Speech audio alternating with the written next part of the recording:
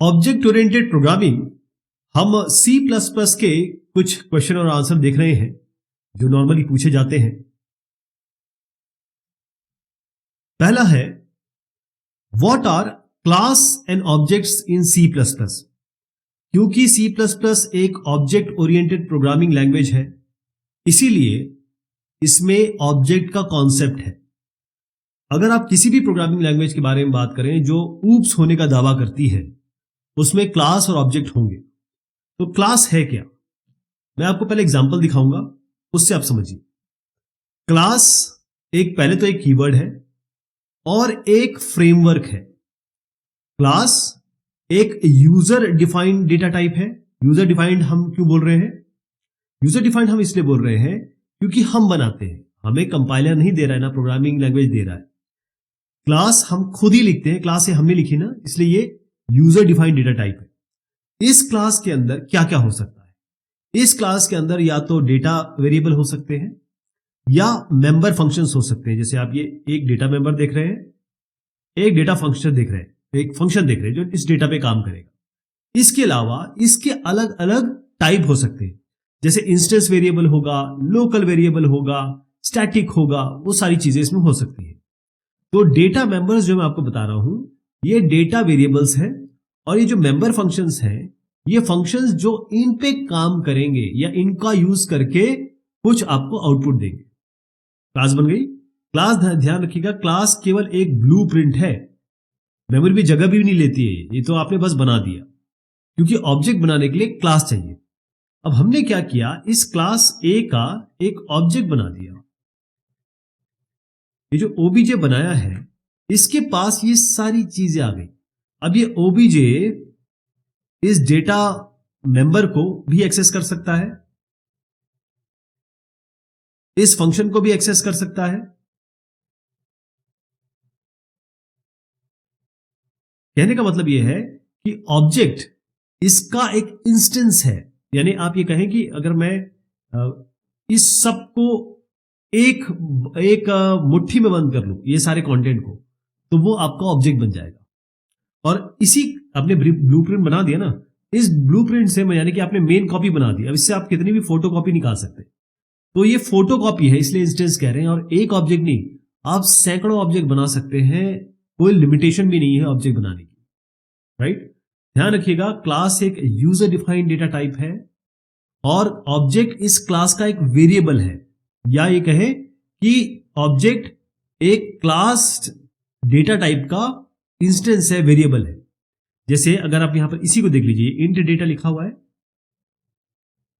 ये जो डेटा है वो इस इंटीजर टाइप का एक वेरिएबल हो गया, इंटीजर टाइप वेरिएबल हो गया। इसी तरीके से जैसे हमने ये किया, इस क्लास का ये ऑब्जेक्ट बन गया। थोड़ा और इस तरीके से समझाता हूं कि हमने एक क्लास बनाई कार। अब हमने एक ऑब्जेक्ट बनाया, मान लीजिए फोर्ड करके, एक बनाया टोयोटा और एक वॉक्सवैगन। तो अब इसमें अलग अलग प्रॉपर्टी आ गई। इस ऑब्जेक्ट की अलग प्रॉपर्टी होगी OBJ1 की, इसकी अलग प्रॉपर्टी होगी, इसकी अलग होगी, है ना? लेकिन चीजें सब में सेम रहेगी, फंक्शन भी वही सेम रहेगा और डेटा वेरिएबल भी सेम रहेगा। बस ये होगा कि इसका डेटा जो है वो रेड हो जाएगा, इसका डेटा ग्रीन हो जाएगा, इसका ब्लू कर दीजिए इसको। अब फंक्शन अलग अलग हो जाएंगे। जैसे इसकी स्पीड अगर मैं एक फंक्शन दे दूं साथ में, सबके लिए स्पीड फंक्शन आ जाएगा, और ये स्पीड फंक्शन जो होगा सबके लिए अलग अलग होगा। भाई मेरी स्पीड यहां तक है, तुम्हारी स्पीड यहां तक है, तो ये ऑब्जेक्ट, एक ऑब्जेक्ट का पास ये सारी चीज आएगी जो इसके अंदर होगी। What is inheritance? इनहेरिटेंस का मतलब ये होता है, एक मैं आपको रियल लाइफ से समझाता हूं। आपके पिताजी हैं, उन्होंने उनके पिताजी से कुछ ना कुछ चीजें पाई होंगी, जमीन जायदाद। आपने भी अपने पिताजी से कुछ पाई होंगी।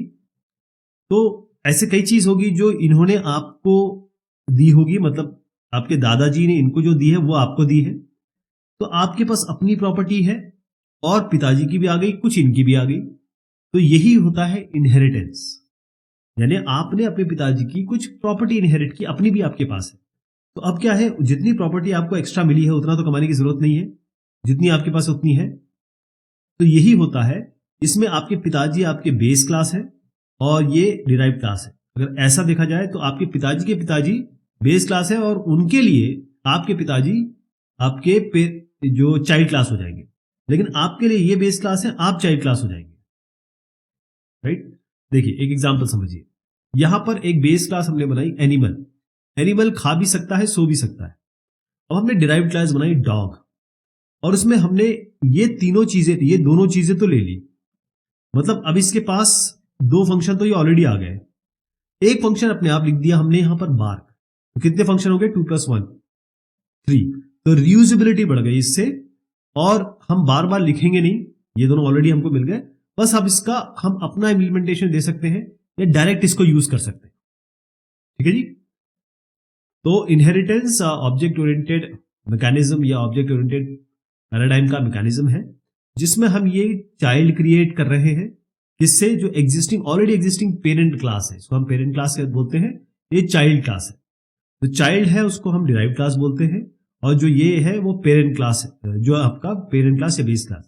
ध्यान रखिए कि जो चाइल्ड है वो तो इसके कंटेंट ले सकता है, लेकिन अदर वे अराउंड पॉसिबल नहीं है। ऐसा नहीं है कि ये बेस क्लास इसके कंटेंट ले लेगा। तो हम कहते हैं डॉग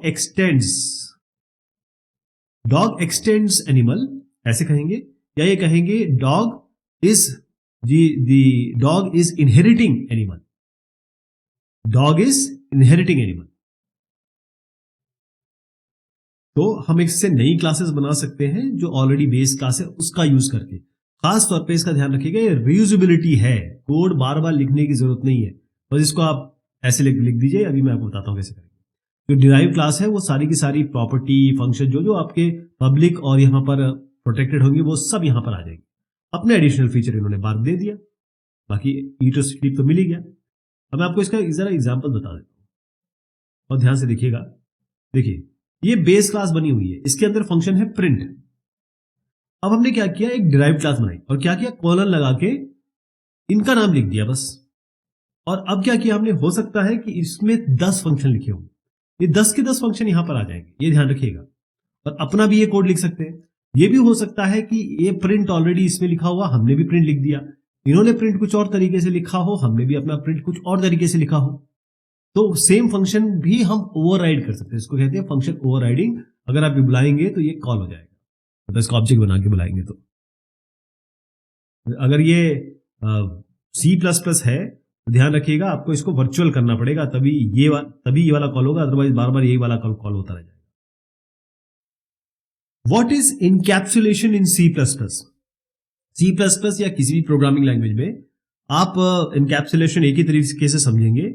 जब हम एक क्लास बनाते हैं तो आप देखिएगा, ये एक क्लास यहां पर बता देता हूं आपको एग्जांपल के तौर पे। यहां पर एक क्लास है जिसका नाम है रेक्टेंगल। इसके अंदर 2 वेरिएबल है जो हम ये कह रहे हैं, वेरिएबल हो गए इन लेंथ और ब्रेड्थ। यहां पर एक फंक्शन हो गया, ये मेथड्स हम कह रहे हैं, इसको फंक्शन कहिए, ऑपरेशंस कहिए, प्रोसीजर कहिए। वो जो फंक्शन लिखा है वो इस लेंथ और ब्रेड्थ पे काम कर रहा है और रिटर्न कर रहा है उसको। कहने का मतलब है इस क्लास ने इन दोनों को अपने अंदर अंतर्निहित किया है। ये जो क्लास है उसके पास वेरिएबल है और फंक्शन है, लेकिन दोनों एक ब्रेसेस के अंदर है, यानी कि कैप्सूल के अंदर है। तो ये कैप्सूल है, इस कैप्सूल के अंदर वेरिएबल है जो कि यहां देख रहे हैं आप, ये दोनों, और आपके मेथड्स हैं, यानी कि ये फंक्शन हो गया, ऐसे 50 हो सकते हैं। तो इसीलिए ये जो बना है ना, ये वाला यहां ब्रेस और यहां जो ब्रेस खत्म हुआ है, ये कैप्सूल का काम कर रहा है। तो जो इनकैप्सुलेशन है उसका मतलब ही ये है रैपिंग मतलब एक डब्बे के अंदर डाल देना, कैप्सूल के अंदर डाल देना, किसको, मेथड और वेरिएबल को। और अब ये सिंगल यूनिट की तरह काम करेगा पूरा क्लास। आप सीधा यहां पर इस क्लास का ऑब्जेक्ट बनाएंगे, कैसे, रेक्टेंगल ओबीजे, बस ये आपका ऑब्जेक्ट बन गया। तो ओबीजे के पास ये सारी चीजें आ गई, तो ये सिंगल यूनिट की तरह काम कर रहा है, क्योंकि ये इसने डेटा को और फंक्शन को बाइंड कर दिया। तो कोड भी क्लीन हो गया, रीड भी करना आसान हो गया। 3 तरीके के इनकैप्सुलेशन होते हैं C++ में। एक होता है मेंबर वेरिएबल इनकैप्सुलेशन, एक फंक्शन इनकैप्सुलेशन और एक class encapsulation. Member variable encapsulation में जितने भी डेटा मेंबर्स हैं, ये जितना भी आप ये दोनों देख रहे हैं, ये सब प्राइवेट होंगे। फंक्शन इनकैप्सुलेशन कुछ इसमें से प्राइवेट होंगे, और उसके बाद क्लास इनकैप्सुलेशन में क्लास ही आप प्राइवेट कर देंगे, ये जो क्लास है यही प्राइवेट हो जाएगी। जैसे यहां पर लिखा है ना, इसके आगे आप प्राइवेट लिख देंगे। डिफाइन एब्स्ट्रैक्शन इन सी प्लस प्लस। एब्स्ट्रैक्शन का मतलब होता है छुपाना या ना बताना, इसका मतलब यही होता है। अब आपके सामने ये टीवी है ना, आपके हाथ में रिमोट कंट्रोल है, आप इससे टीवी ऑन कर सकते हो, ऑफ कर सकते हो, वॉल्यूम बढ़ा सकते हो, चैनल चेंज कर सकते हो, ये रिमोट कंट्रोल से कर सकते हो। अब इस टीवी के अंदर क्या हो रहा है आपको जानने की जरूरत है नहीं, आपका काम तो बन रहा है। तो टीवी ने आपको उतना ही बताया है जितना आपको बताना चाहिए। इसके अंदर क्या इलेक्ट्रॉनिक्स लगी है, क्या चिप्स लगे हैं, क्या डायोड है, कैसे कैपेसिटर है, कौन सी केबल है, कुछ आपको पता होने की जरूरत नहीं है। अगर आप इलेक्ट्रॉनिक्स इंजीनियर है आप जानने की कोशिश करेंगे, लेकिन एज अ नॉर्मल यूजर आपको क्यों पता करना है? बस यही है, जितनी चीजें पता होनी चाहिए उतनी ही बताई जाए। तो सी प्लस प्लस में बेसिकली क्या था, इसके पहले जो स्ट्रक्चर प्रोग्रामिंग थी ना, उसमें सब कुछ खुला हुआ होता था, यूजर के पास सब कुछ दिखता था। सी प्लस प्लस ने क्या किया, एब्स्ट्रैक्शन लेके आए कि जितनी ही इसेंशियल इंफॉर्मेशन, जितनी जरूरी इंफॉर्मेशन वही दिखाई जाए, बाकी इंटरनल इंप्लीमेंटेशन या कहें कि ऐसा डिटेल जो बहुत बहुत बारीक है, बैकग्राउंड डिटेल है, उसको दिखाने की क्या जरूरत है। तो टेलीविजन का जैसे मैंने आपको बताया, सी प्लस प्लस में इंप्लीमेंटेशन कैसे होता है। एक तो डेटा एब्स्ट्रैक्शन होता है सी प्लस प्लस में, मैं आपको बताऊंगा डेटा एब्स्ट्रैक्शन, डेटा को छुपाना, एब्स्ट्रैक्शन मतलब छुपाना। क्लासेस और एक्सेस स्पेसिफायर यूज करते हैं, अभी मैं आपको एग्जांपल बताता हूं। हेडर फाइल्स इंप्लीमेंटेशन, अब देखिए आपने कहा कि मैं एक इंटीजर ए देना चाहता हूं अपने क्लास में, ये तो आप पब्लिक कर दिया आपने।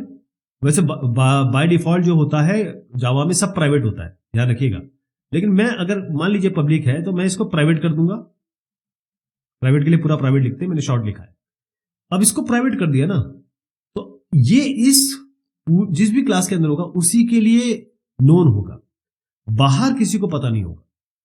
मतलब अगर कोई एक क्लास और है जो इसको एक्सेस करना चाहती है, वो नहीं कर पाएगी, क्योंकि उस क्लास को क्या मतलब है, ये जो है कि जिस क्लास के अंदर है उसी को तो मतलब है। बाहरी क्लासेस को जितनी भी, क्योंकि एक क्लास तो बनाते नहीं हम, जब हम प्रोजेक्ट बनाते हैं तो सैकड़ों क्लास बनाते हैं, हो सकता है 10 20 50 क्लास बना दें, उन क्लासेस को इसमें आना क्यों है? तो एब्स्ट्रैक्शन यही होता है। और एक और चीज बताऊं आपको, एक और तरीका है, हम क्या करते हैं, अपनी एक क्लास बनाते हैं, उसको एब्स्ट्रैक्ट लिख देते हैं,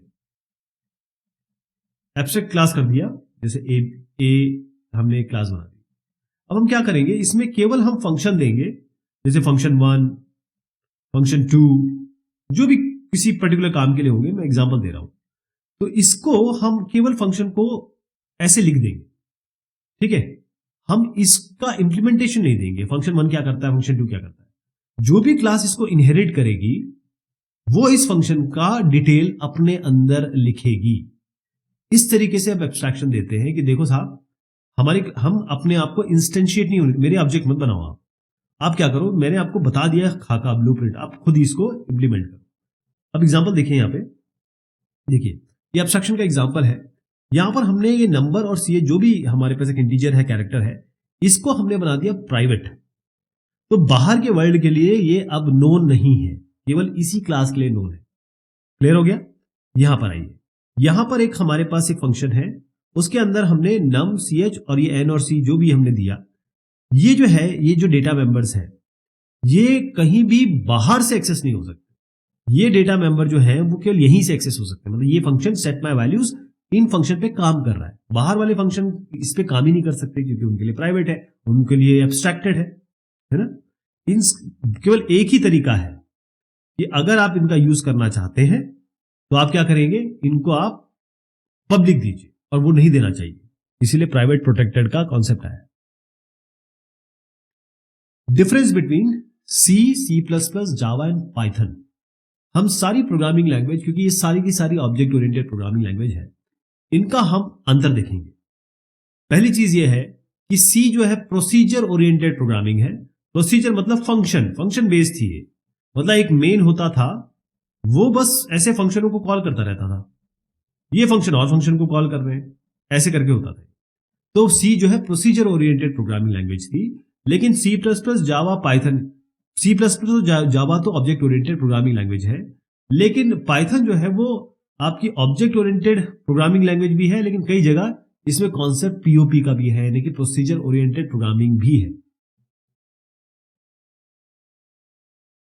सी को बनाया था डेनिस रिची साहब ने।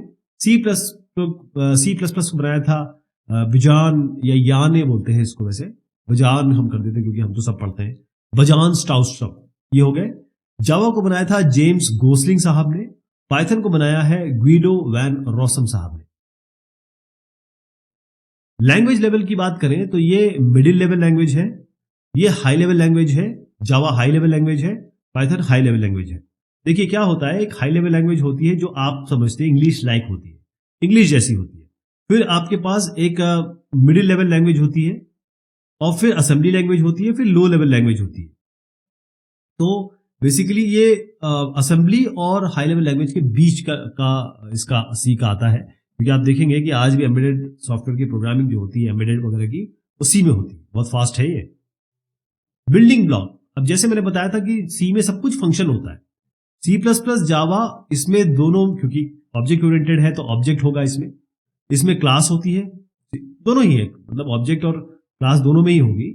लेकिन पाइथन में ऑब्जेक्ट क्लास के अलावा फंक्शन भी आ जाता है। जैसे मैंने बताया कि पाइथन में सारे कॉन्सेप्ट है, ऑब्जेक्ट ओरिएंटेड के भी है, और ये स्ट्रक्चर्ड प्रोग्रामिंग लैंग्वेज या कहें प्रोसीजर ओरिएंटेड प्रोग्रामिंग लैंग्वेज, दोनों के कॉन्सेप्ट है इसमें जब प्रोग्राम लिखते हैं डॉट सी करके सेव करते हैं, इसमें डॉट सीपीपी बनेगा, इसमें डॉट जावा बनेगा, इसमें डॉट पाई बनेगा, पीवाई पाइथन के लिए। प्लेटफॉर्म सी प्लेटफॉर्म डिपेंडेंट है। अगर एक सिस्टम में आपने बनाया है, दूसरे सिस्टम में जाके कॉन्फ़िगरेशन में चलेगी नहीं चलेगी कुछ पता नहीं। सी प्लस प्लस, जावा और पाइथन ये तीनों ही प्लेटफॉर्म इंडिपेंडेंट है। किसी भी कंपाइलर में बनाइए, किसी भी सिस्टम में ले जाइए, वहां वो रन करेगी। बल्कि जावा वर्चुअल मशीन का कॉन्सेप्ट ही वही है, क्योंकि बाइट कोड क्रिएट करता है। कमेंट स्टाइल कैसा है इसमें? कमेंट है इसमें सी में ऐसे देते हैं, स्टार देते हैं, फिर यहां पर स्टार करके खत्म कर देते हैं। यहां पर हम कैसे देते हैं, सी प्लस प्लस में ये भी यूज करते हैं, साथ में हम ये डबल लाइन इस तरीके से लिख देते हैं। उसके सामने कुछ भी लिखेंगे तो कंपाइलर उसे स्किप कर देगा, उसको एग्जीक्यूट नहीं करेगा। जावा का भी यही है, जैसे सी प्लस प्लस में है। पाइथन में हम क्या करते हैं, ये हैश लगाते हैं, और मल्टीलाइन कमेंट भी है, लेकिन हैश लगाते हैं। कीवर्ड्स क्या है, सी में 32 है, सी प्लस प्लस में 50, ये तो सी प्लस प्लस 11 है, सी प्लस प्लस 14 है, उसके हिसाब से चेंज होगा, लेकिन अभी आप 50 याद रखिए। जावा की 63 है, पाइथन में 33 है, जावा में सबसे ज्यादा है। डायनेमिक वेरिएबल, इसमें डायनेमिक वेरिएबल सपोर्ट नहीं है, यहां भी नहीं है, यहां भी नहीं है, यहां पर डायनेमिक वेरिएबल सपोर्ट है। ओके, ये डायनेमिक वेरिएबल मतलब क्या हुआ, आप सी में ऐसा नहीं कर सकते कि x इक्वल 5 बस यहीं से शुरू कर दें। आपको बताना पड़ेगा इंट x है, x इंटीजर टाइप है, और फिर इसमें हम 5 देंगे। यही सी प्लस प्लस में, यही जावा में। पाइथन में ऐसे देने की जरूरत नहीं है। आपने x बराबर 5 दिया, इसमें 5 आया तो अपने आप x इंटीजर हो गया। ये इसमें खासियत है पाइथन में। डेटा सिक्योरिटी, सी में कहां सिक्योरिटी है, सब कुछ ओपन है, कुछ चीजें ओपन नहीं है, कुछ चीजें इसमें सिक्योर नहीं, तभी तो सी प्लस प्लस आई। और जावा और ये सी प्लस प्लस दोनों ही सिक्योर है, लेकिन जावा ज्यादा सिक्योर है सी प्लस प्लस से। और पाइथन ये तो सिक्योर, ये भी सिक्योर है, लेकिन सी सिक्योर ज्यादा नहीं है। अब कोडिंग का एग्जांपल देख लीजिए सबका। पहले मैं सी का बताता हूं। सी में देखिए कैसे करते हैं। एक हेलो का प्रोग्राम ये है। देखिए सिस्टम सॉफ्टवेयर, एम्बेडेड सॉफ्टवेयर के लिए सी सबसे ज्यादा यूज होती है, ध्यान रखिएगा। तो hash include stdio.h, int main, यहां पर प्रिंट एफ यूज होता है प्रिंट के लिए, और रिटर्न 0, ऐसा। तो ये आपका सी का प्रोग्राम हो गया। एक हेलो वर्ल्ड का इसमें क्या प्रोग्राम होगा, देखिए यहां पर stdio.h किया था, यहां पर IO स्ट्रीम करेंगे, .h लगाने की जरूरत नहीं है आपको। यूजिंग नेम स्पेस std, ये नेम स्पेस इसलिए यूज होता है कि नेम का कोलिजन ना हो। यहाँ इंट में सब वैसे ही चल रहा है, सी आउट लिखेंगे, प्रिंट एफ की जगह आप सी आउट कर देंगे। सी प्लस प्लस ये सिक्योर तो है, लेकिन ये रियल टाइम प्रॉब्लम को सॉल्व करने के लिए काम में आती है, जो हमारी रियल टाइम प्रॉब्लम्स हैं आजकल। अब इसका प्रोग्राम, अब देखिए इसका जावा का। जावा में क्या करते हैं कि ऊपर जो चीज लिखते हैं उसको छोड़िए अभी। यहां पर क्लास होगा, एक क्लास, हर चीज क्लास के अंदर होगी। क्लास, क्योंकि क्या कहा मैंने कि जावा जो है और इस तरीके की ऑब्जेक्ट ओरिएंटेड प्रोग्रामिंग लैंग्वेज सब कहती है कि भाई सब कुछ ऑब्जेक्ट होना चाहिए, इसका भी ऑब्जेक्ट बनेगा। यहां पर हमारा मेन इसके अंदर है पब्लिक स्टैटिक वॉइड, अब इसको समझाना अभी पॉसिबल नहीं है। और इसके अंदर एक आर्गुमेंट है system.out.println, ऐसे प्रिंट होता है। ठीक है जी। अब पाइथन देखिए, पाइथन में कुछ नहीं करना होता है। जावा बहुत सिक्योर्ड है, रोबस्ट लैंग्वेज है, इसलिए काफी पॉपुलर है। यहां पर पाइथन में केवल प्रिंट हेलो करना है और कुछ नहीं करना है, ना इंक्लूड करना है ना कुछ करना है। आराम से आप प्रिंट हेलो कर दीजिए, है ना, क्योंकि ये बहुत ही कम लाइन में कोड आप लिख सकते हैं। इसकी बहुत अच्छी लाइब्रेरी है, स्ट्रॉन्ग लाइब्रेरी है, और अलग अलग तरीके के डिफरेंट काम हम करते हैं। जैसे इमेज प्रोसेसिंग में आजकल सबसे ज्यादा यही पाइथन लैंग्वेज यूज हो रही है। What are stack and heap? Stack versus heap. अब आप देखिए, ये अगर आप सी प्लस प्लस या किसी भी प्रोग्रामिंग लैंग्वेज में काम करते हैं तो आपको ये पता होना चाहिए कि आपका जो वेरिएबल हो वो कहाँ जाके स्टोर हो रहा है, लोकल वेरिएबल कहाँ हो रहा है, ग्लोबल वेरिएबल कहाँ हो रहा है, जो भी है, जो भी हो। तो अब ये आपके पास मेमोरी है, ये आपकी रैम है, रैंडम एक्सेस मेमोरी है। यहां से हम शुरू कर रहे हैं, ठीक है, यहां से शुरू हो रही है। तो कहाँ क्या क्या स्टोर होगा, जैसे आप प्रोग्राम लिखेंगे तो आपको मैं बता देता हूं पहले कि स्टैक, ये आपको आपके अंदर क्या क्या रख रहा है। स्टैक का मतलब ये होता है कि इस तरीके, जैसे तश्तरी रखते हैं ना, प्लेट्स एक के ऊपर एक के ऊपर एक, इस तरीके से, और जो सबसे पहले, जो सबसे बाद में आएगा वो सबसे पहले निकलेगा। तो ये स्टैक इम्प्लीमेंटेशन है। और इसमें हम जो फंक्शन के वेरिएबल रख रहे हैं वो कहाँ रखेंगे, क्या नहीं रखेंगे। जो हीप वाला जो स्टैक जो होता है वो लोकल वेरिएबल के लिए होता है। जो हमारा हीप है, क्योंकि ये डायनामिक है, हीप जो है वो बढ़ता रहता है, घटता रहता है। देखिए यहाँ से ये पूरा एरिया जो है हीप का है, ये बढ़ रहा है, घट रहा है, जैसे जैसे कंटेंट इसमें आते रहेंगे ये बढ़ता रहेगा एरिया। और ये डायनेमिक मेमोरी एलोकेशन यहां पर होता है हीप में। अब आप समझिए एक एक करके। यहां पर आपका ये जो एरिया है, रैम है ना, यहां से चल रही है, यहां से यहां तक का जो एरिया है वो आपका हीप है। ये डायनेमिक मेमोरी का एरिया है, बढ़ता है घटता है। इसको हम फ्री स्टोरेज भी कहते हैं। कंपाइल टाइम में ये डिसाइड नहीं होती जगह, ये रन टाइम में जगह, क्योंकि डायनेमिक वेरिएबल्स है ना, रन टाइम में जितनी जगह होगी उतनी हीप बढ़ जाएगी, राइट। हम इसकी एलोकेशन डी एलोकेशन हीप की हम खुद कंट्रोल कर सकते हैं। अब आइए स्टैक पे, ये मेमोरी लोकेशन है सारी की सारी। यहां से आप मेमोरी 0 से मान लीजिए आगे की तरफ बढ़ रहे हैं, ये 100 हो गया। एक एग्जांपल ले रहा हूं, 0 100 नहीं होता तो मेमोरी के तो नंबर ही अलग होते हैं। अब यहां पर आइए स्टैक, ये स्टैक हो गया। यहां पर आपके लोकल वेरिएबल स्टोर होंगे। कौन से होंगे? Local variable. ध्यान रखिएगा, ये लोकल वेरिएबल के लिए होता है। और जो फंक्शन के अंदर आप वेरिएबल देंगे वो स्टैक के अंदर रखे जाते हैं। जो आप प्रोग्राम में एक स्टैटिक और ग्लोबल वेरिएबल देंगे वो कहां रखे जाएंगे? वो यहां इस एरिया में, ये इस एरिया में रखे जाएंगे, जिसको हम कहते हैं, ये जो अनइनिशियलाइज्ड डेटा, इनिशियलाइज्ड डेटा जो भी है, ग्लोबल और स्टैटिक डेटा में स्टैक के नीचे रखा जाएगा। जो फंक्शन के बाहर वेरिएबल लिखे जाएंगे, फंक्शन के बाहर, वो यहां रखे जाएंगे। जो सब एक्सेस कर सकते हैं वो यहां होगा, ग्लोबल और स्टैटिक यहां होगा। नीचे आपके इंस्ट्रक्शन जो आपने कोड लिखा हुआ है वो यहां पर आएंगे, राइट। लेकिन ये वाली इंस्ट्रक्शन नहीं होगी जो आपने लिखी है, वो आपने जो इंस्ट्रक्शन लिखी है उनका कंपाइल्ड वर्जन यहां लिखा जाएगा, machine instruction. What is templates in C plus plus? Template का मतलब ये होता है कि आपको मान लीजिए कोई डॉक्यूमेंट लिखना है और आपके पूरे कॉलेज या पूरी क्लास को आपके टीचर ने एक कहा कि ये मैं टेम्पलेट दे रहा हूं, ये मेरा टेम्पलेट है, इस तरीके से लिखना है। पहले आपका एब्स्ट्रैक्ट आएगा, फिर आपका स्कोप आएगा, फिर आप डिटेल्स लिखेंगे, फिर आपका एग्जाम्पल होगा, तो वो आपको एक टेम्पलेट दे देगा। अब आपकी क्लास के जितने भी बंदे, मान लीजिए 50 या 60 हैं, वो इस टेम्पलेट का यूज करके लिखेंगे, अपनी अपनी तरीके से लिखेंगे। वही चीज टेम्पलेट होती है। टेम्पलेट सी प्लस प्लस में एक ब्लूप्रिंट है, खाका है, यानी कि एक जेनेरिक क्लास है या फंक्शन है। जेनेरिक क्लास बना दी और एक फंक्शन दे दिया, मतलब ये इतना जनरलाइज होगा कि इसमें डेटा टाइप भी नहीं लिखे जाएंगे, राइट। अब इसमें आप डेटा टाइप कौन सा देना है ये आपके ऊपर है। हम इससे टेम्पलेट का यूज करके हम क्लास बना सकते हैं, फंक्शन बना सकते हैं अपने टाइप के, और एक ही टेम्पलेट का यूज करके हम कोई डबल क्लास बना देंगे, कोई इंटीजर वाली क्लास बना देंगे, कुछ अलग टाइप की बना देंगे। मैं एग्जांपल बताऊंगा आपको। बस ये समझ लीजिए कि टेम्पलेट से खाका होता है। हमारे पास एक लाइब्रेरी है STL, जिसे कहते हैं स्टैंडर्ड टेम्पलेट लाइब्रेरी।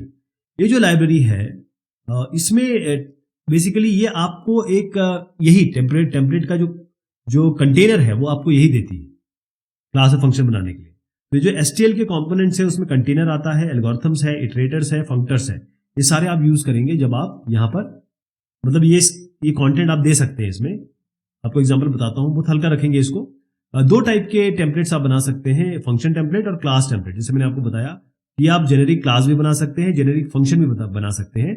तो दो टाइप के आपके टेम्पलेट्स बन सकते हैं। अब इसका एग्जांपल समझिए बहुत ध्यान से। हमने क्या किया कि हमने हैश इंक्लूड आयोस्ट्रीम दिया। आप देखिए यहां पर टेम्पलेट लिखा, यहां पर टाइप नेम है, यहां पर हमने कुछ भी नहीं दिया, केवल टी दे दिया, केवल टी। ठीक है जी, यहां भी टी, यहां भी टी, यहां भी टी, क्योंकि हमने बताया ही नहीं। यहां पर आप, जैसे आप हो, आप यहां पर इस टी की जगह इंटीजर डाल दो, और मैं इस टी की जगह क्या डालूंगा, फ्लोट डाल दूंगा। तो मेरे हिसाब से बन गई ना, ये रिटर्न कर रहा है। अब आप देखिए, जब यहां पर मान लीजिए आपने जो लिखा उसमें आपने इसी फंक्शन, बहुत ध्यान से देखिए, इसको क्या किया, इस टी की जगह इंटीजर लिख दिया, यहां इंटीजर, यहां इंटीजर, आपने खुद लिखा है। तो जब आप रिजल्ट कहीं कॉल करेंगे, आप अपने प्रोग्राम में जब कॉल करेंगे, तो आप लिखेंगे ऐड, और यहां ब्रैकेट में देंगे इंट int और 2,3, तो ये कॉल हो जाएगा। इसी तरीके से मैं जब करूंगा, क्योंकि मैंने फ्लोट या डबल दे दिया है, फ्लोट मान लीजिए, डबल मान लीजिए, तो मैं ऐड लिखूंगा, उसके बाद ये जो एंगल ब्रैकेट है उसके अंदर डबल लिखूंगा, और 2.2 और 3.3, और यहां सारा डबल लिख दूंगा। देखिए यहां पर जहां जहां टी था उसको, बेसिकली ये जो टी जहां दिया हुआ है ना, उसको आप रिप्लेस कर दो अपने डेटा टाइप से, और ये टी बना के रख दो। कोई भी आदमी इसमें इंटीजर डालेगा तो इंटीजर हो जाएगा, फ्लोट डालेगा तो फ्लोट हो जाएगा, डबल डालेगा तो डबल हो जाएगा। मतलब डेटा टाइप का टाइप हटा के अगर आप एक क्लास बना दे, वही आपकी टेम्पलेट होती है, वो आप बाकी लोगों को दे सकते हैं, वो अपने हिसाब से उसको अपने हिसाब से डेटा टाइप डाल देंगे।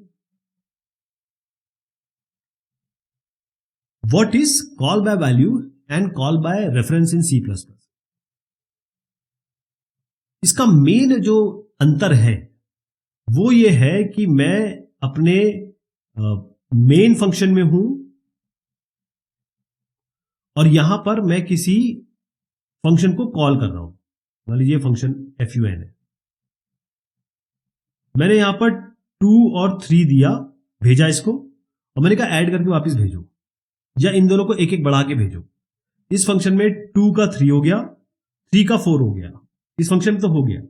लेकिन जब हम वापस आए, यहां प्रिंट कराया, तो ये 2 और 3 ही रह गया।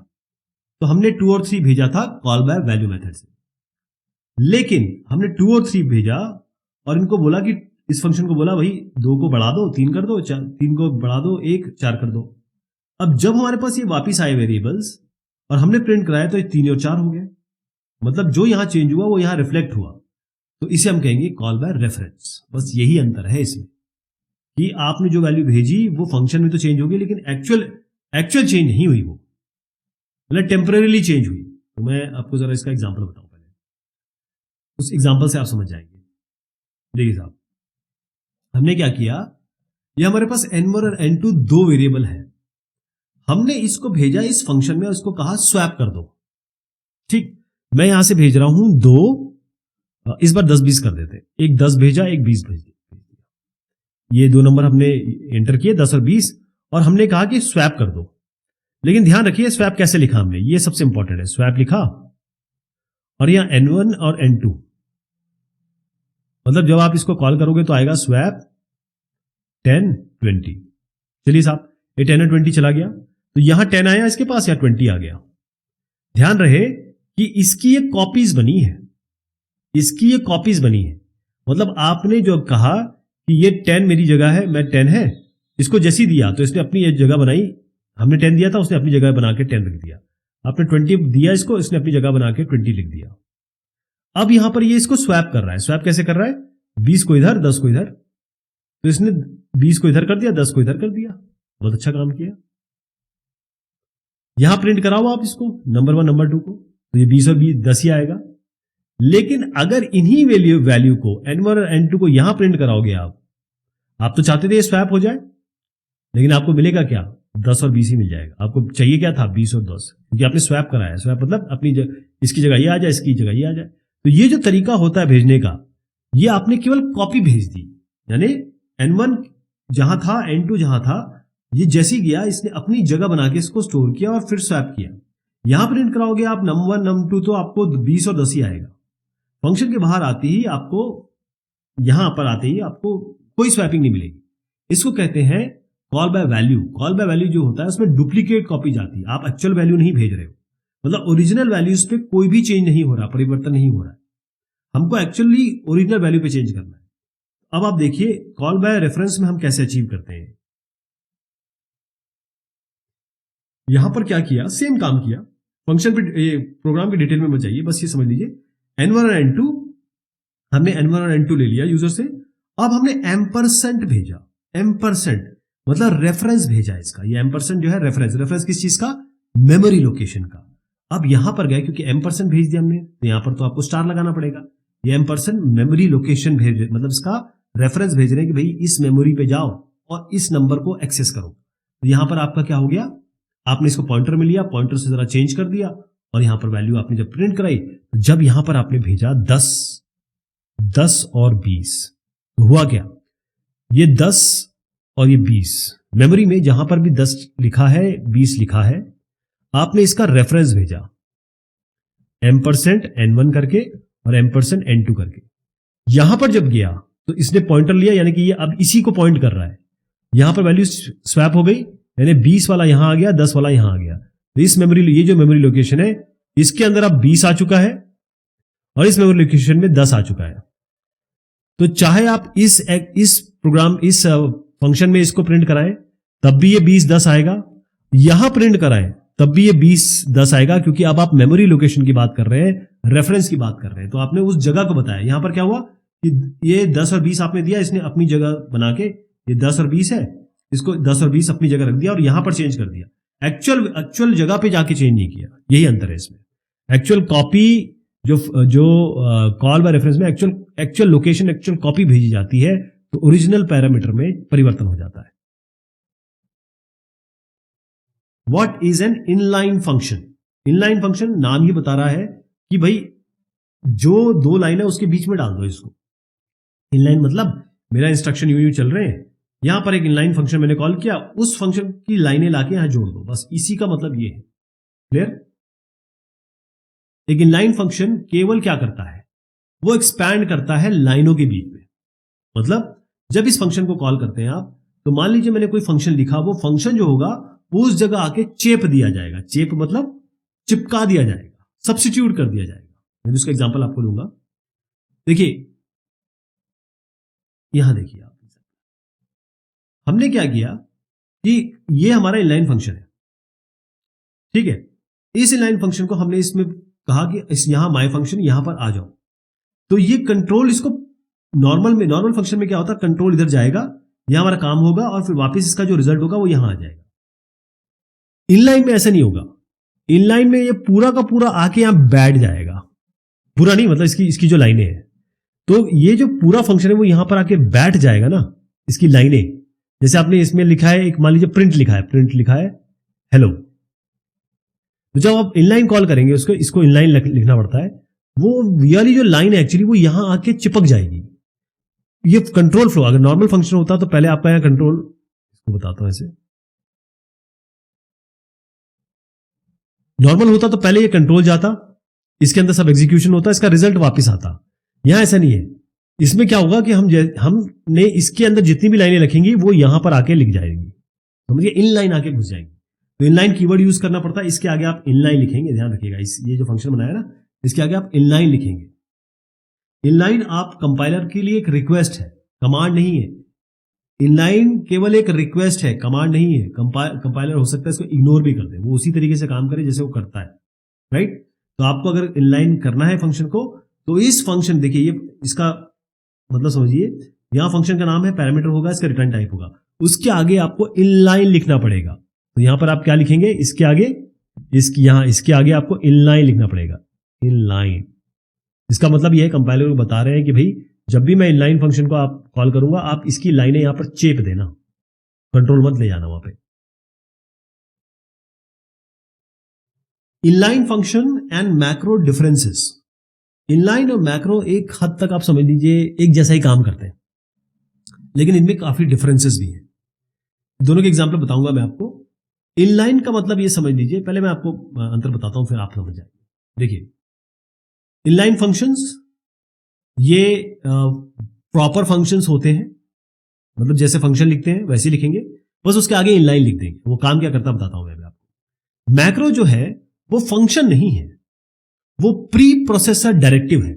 मतलब प्रोसेसिंग के पहले क्या आपको करना है, प्रोसेसिंग के पहले मतलब आपको जब वो आपके प्रोसेसर पे जाएगा आपका एग्जीक्यूट होने के लिए प्रोग्राम, उसके पहले आपको क्या करना है, मैक्रोज वो होते हैं लेकिन काम वही करते हैं दोनों। देखिए अब इसको समझिए, मान लीजिए हमने एक फंक्शन लिखा, नॉर्मल समय क्या होता है, हमारे पास ये फंक्शन है, हम जब कॉल करेंगे तो ये हमारा कंट्रोल इधर जाएगा, ये फंक्शन एग्जीक्यूट होगा, इसका रिजल्ट हम प्रोग्राम में वापस लाएंगे। लेकिन इसी फंक्शन को अगर मैं यहां पर इस माय फंक्शन में इनलाइन लिख दूं साथ में, तब क्या होगा, इसकी जो लाइनें होंगी, मान लीजिए इसमें 3 लाइनें हैं, वो आके यहां चेप दी जाएंगी, चिपका दी जाएंगी, वो तीनों लाइनें यहां पर आके चिपका दी जाएंगी, कंट्रोल नहीं जाएगा। इनलाइन का मतलब यही है कि फंक्शन यहां आकर इनकी लाइनें बैठ जाएगी। मैक्रो भी यही करता है। मैक्रो अगर आपने डिफाइन किया है तो वो भी, जो भी मैक्रो के सामने लाइनें होंगी वो यहां पर परिवर्तित हो जाएंगी आगे।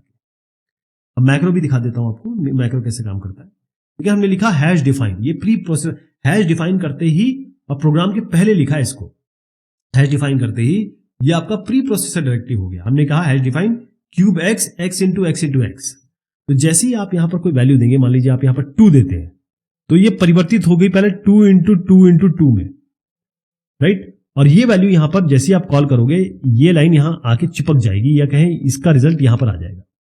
मैक्रो का मतलब ये होता है कि ये लाइन यहां पर आएगी। अब आप समझिए inline keyword, inline keyword use करते हैं हम क्योंकि इनलाइन फंक्शन बनाना है। नॉर्मल फंक्शन के आगे आप कुछ नहीं लिखते हैं, लेकिन इनलाइन फंक्शन के आगे इनलाइन लिखना जरूरी है। हैश डिफाइन लिखते हैं, यहां पर आप देख भी रहे हैं हैश डिफाइन लिखते हैं मैक्रो के लिए, मैक्रो के लिए आपको हैश डिफाइन लिखना पड़ता है, ये हैश डिफाइन हमने लिखा हुआ है। इनलाइन फंक्शन आपके क्लास के अंदर भी हो सकता है, बाहर भी हो सकता है, लेकिन हम मैक्रो कभी भी क्लास के अंदर नहीं दे सकते। मैंने बताया ना कि ये प्री प्रोसेसर डायरेक्टिव है, इसका क्लास से कोई मतलब नहीं है, ये तो आपको प्रोसेसिंग के बारे में बात कर रहा है, ठीक है। इनलाइन फंक्शंस, ये कंपाइलर पार्स करता है, इसको कंपाइलर इस पे काम करेगा। मैक्रो को प्री प्रोसेसर, C++ का प्री प्रोसेसर, कंपाइलर के पहले एक प्री प्रोसेसर चलता है। मैक्रो एक्सपैंड होता है, जिस तरीके से इनलाइन फंक्शन एक्सपैंड होता है, मैक्रो भी एक्सपैंड होता है। वो जो लाइनें हैं वो यहां आके चिपक जाएंगी, ठीक है जी। इनलाइन फंक्शन क्योंकि एक नॉर्मल फंक्शन है, ध्यान रखिएगा, मैंने एक फंक्शन लिखा अपनी क्लास में और यहां पर प्रिंट लिखा, कोई भी कोड ले सकते हैं C++ जावा, और जो मैंने लिखा हाय, तो ये नॉर्मल फंक्शन की तरह काम कर रहा है। इनलाइन इसके आगे लिखने का मतलब यही था कि भाई जब ये करो ना तो आप कंट्रोल मत भेजो, आप इस लाइन को बस इधर पे लाके चिपका दो। तो क्योंकि नॉर्मल फंक्शन है, ये डेटा मेंबर को एक्सेस कर सकता है, मैक्रोस नहीं कर सकता। मैक्रो तो प्री प्रोसेसर डायरेक्टिव है, ये इसके अंदर के डेटा को नहीं एक्सेस कर सकता, ठीक है। इनलाइन फंक्शन में कंपाइलर क्या करेगा, जो फंक्शन कॉल होगा उसकी जगह फंक्शन का पूरा कोड लाके वहां पर चिपका देगा, और प्री प्रोसेसर क्या करेगा, जहां जहां मैक्रो की टेम्पलेट की, जहां जहां मैक्रो है वहां पर जाके मैक्रो का जो टेम्पलेट है वो जाके चिपका देगा। दोनों काम यही करते हैं। देखिए इनलाइन फंक्शन बहुत जबरदस्त तरीके से पैरामीटर टाइप चेकिंग करता है। मैक्रो यहां पर कोई टाइप चेकिंग नहीं करता, कौन इंटीजर है, वो क्या है, कोई टाइप चेकिंग नहीं हो रही है। इनलाइन फंक्शन एक रिक्वेस्ट है, ध्यान रखिएगा, ये कमांड नहीं है। इनलाइन अगर आपने लिखा है तो वो कंपाइलर के ऊपर है कि वो इसके लिए इस तरीके से कंट्रोल भेजेगा या फिर लाइनों को लाके यहां पर चिपका देगा। ये रिक्वेस्ट है, कमांड नहीं है। मैक्रोस हमेशा एक्सपैंड होंगे, ध्यान रखिएगा, इसको ये मना नहीं कर सकता प्री प्रोसेसर। इनलाइन हम डिबगिंग के लिए यूज कर सकते हैं और मैक्रो हम डिबगिंग के लिए यूज नहीं कर सकते, क्योंकि ये कंपाइल टाइम के पहले हो जाते हैं, प्री प्रोसेसिंग टाइम पे हो जाते हैं। अब इसका फंक्शन देख लीजिए कैसे लिखते हैं। हमने फंक्शन लिखा सम, इंटीजर टाइप, अंदर 2 वेरिएबल दे दिए, इंटीजर इसका रिटर्न टाइप है, इसके आगे बस इनलाइन लिख दिया। और यहां कैसे करेंगे, hash define sum a, b a plus B, तो जहां जहां आपने सम a, b डाला है वहां पर वो a प्लस बी होगा। एक और चीज बता दूं आपको कि यहां पर जो प्लस प्लस a ऑपरेटर या प्लस प्लस b ऑपरेटर यहां यूज करते हैं ना, तो वहां पर आपको इनलाइन यूज करना चाहिए, मैक्रो नहीं करेंगे आप, ठीक। Compare compile time polymorphism and run time polymorphism. Polymorphism का मतलब होता है एक नाम बहुत सारे काम। यानी मैं अगर अपने प्रोग्राम में ऐसे फंक्शन लिख दूं ऐड, तो एक नहीं ऐसे तमाम फंक्शन लिख दूं, तो नाम यही रहेगा, लेकिन इसका सिग्नेचर ये रिटर्न टाइप और जिसके पैरामीटर्स हैं उस पर डिपेंड करेगा कौन सा फंक्शन कॉल होगा। तो ये तो मैंने आपको फंक्शन ओवरलोडिंग का एग्जांपल बताया। ऐसे रन टाइम पॉलीमॉर्फिज्म होता है, ये वर्चुअल फंक्शन से इंप्लीमेंट करते हैं इसको, और इसको मेथड ओवरराइडिंग कहते हैं, फंक्शन ओवरराइडिंग कहते हैं। एक एक करके इसका डिफरेंस बताता हूं, आपको और क्लियर होगा। जो कंपाइल टाइम पॉलीमॉर्फिज्म है कि देखिए दो चीजें होती हैं। जब आप प्रोग्राम लिख लेते हैं, मान लीजिए आपने प्रोग्राम लिख लिया, तो पहले आप उसको कंपाइल कराते हैं, कोई एरर तो नहीं है, कोई कुछ तो नहीं है। उसके बाद उसको आप एक्चुअली एग्जीक्यूट कराते हैं। इसको हम कहें कि यहां पर हम ये रन टाइम पे ले जा रहे हैं इसको, तो यहां पर ये एक्चुअल प्रोसेसर पे जाता है। तो कंपाइल टाइम पॉलीमॉर्फिज्म में ये होता है कि कंपाइल टाइम पे ही पता चल जाता है कि कौन सा मेथड कॉल होने वाला है, कौन सा ऐड कॉल होने वाला है। तो क्योंकि कंपाइलर ही इसे रिजॉल्व कर देता है। रन टाइम पॉलीमॉर्फिज्म जो है उसमें क्या होता है कि जब तक वो रन टाइम पे नहीं जाएगा, जब तक वो एग्जीक्यूट नहीं होगा, तब तक हमें पता नहीं चलेगा, तभी होगा जाके। कंपाइलर इसे रिजॉल्व नहीं करता है कौन सा फंक्शन कॉल करना है। अच्छा, जैसे मैंने आपको बताया कि कंपाइल टाइम पे ही काम हो जा रहा है कंपाइल टाइम पॉलीमॉर्फिज्म का, इसलिए फास्टर है। रन टाइम में क्योंकि कंपाइल टाइम में किया, उसके बाद रन टाइम पे जाके हो रहा है। देखिए जब रन होते हैं तो कंपाइल रन दोनों एक साथ होता है, तो ये रन टाइम पे जाके हो रहा है, तो थोड़ा सा टाइम ज्यादा लगता है इसमें, एग्जीक्यूशन स्लो हो रहता है, हल्का स्लो रहेगा। अगर आपके पास प्रोसेसर अच्छा है तो कोई बात नहीं होगी। कंपाइल टाइम पॉलीमॉर्फिज्म में आप इसको अचीव कैसे करते हैं? ये होता है फंक्शन ओवरलोडिंग से और ऑपरेटर ओवरलोडिंग से। C++ में रन टाइम आप करते हैं वर्चुअल फंक्शन यूज करके, पॉइंटर भी यूज करते हैं, और इसी को हम मेथड ओवरराइडिंग भी कहते हैं। अब इसका एग्जांपल देखिए, बहुत ध्यान से देखिएगा, क्योंकि ये सारी चीजें इससे ही समझ में आएगी आपको। अब देखिए कि यहां पर दो फंक्शन लिखे हैं, एक ऐड, दूसरा ऐड, दोनों के नाम सेम है, लेकिन इनका सिग्नेचर अलग है, रिटर्न टाइप भी सेम है। यहां दो वेरिएबल है, या एक है पैरामीटर्स है, ज्यादा बेहतर होगा, और यहां 3 पैरामीटर्स है। जैसे हमने 2 पैरामीटर्स वाला कॉल किया 2,3 और 3 वाला कॉल किया, तो कंपाइल टाइम में ही हो जाएगा कि ये फंक्शन इसको कॉल करेगा, ये एग्जीक्यूट होगा, और ये फंक्शन इसको कॉल करेगा, ये एग्जीक्यूट होगा। यही फंक्शन ओवरलोडिंग है। अब आइए रन टाइम पॉलीमॉर्फिज्म पे। रन टाइम पॉलीमॉर्फिज्म हमेशा इनहेरिटेंस पे होता है। ये पॉलीमॉर्फिज्म तभी हो पाएगा, या इसके बारे में हम तभी बात करेंगे जब हमारी बेस क्लास हो और डिराइव्ड क्लास हो, तभी इसकी बात होगी। तो यहां पर देखिएगा कि हमारे पास एक, ऐसे बताता हूं, देखिए यहां हमारे पास ए जो है ये बेस क्लास है, बी हमारी डिराइव्ड क्लास है। क्यों? क्योंकि इसने ए को इनहेरिट किया है। दोनों फंक्शन सेम है, बिल्कुल दोनों फंक्शन सेम है, लेकिन यहां हमने वर्चुअल लगाया। जब हमने यहां पर एक न्यू ऑपरेटर करके यहां न्यू बी मतलब इसका बनाया, और इसको ए को असाइन किया पॉइंटर, और ए से कॉल किया फन, तो कौन सा कॉल होगा? देखिए अगर आप ये नहीं करते ना, ये वर्चुअल नहीं करते, तो आपका ये बेस ही कॉल होता हमेशा। ये जो आपके बेस क्लास का फंक्शन है, डिराइव क्लास का फंक्शन है, बेस क्लास का ही कॉल होता। ये वर्चुअल लिखने से अब रन टाइम पे जाके ये रिजॉल्व होगा, और फिर ये वाला कॉल होगा, वरना कभी भी ये कॉल ही नहीं होगा।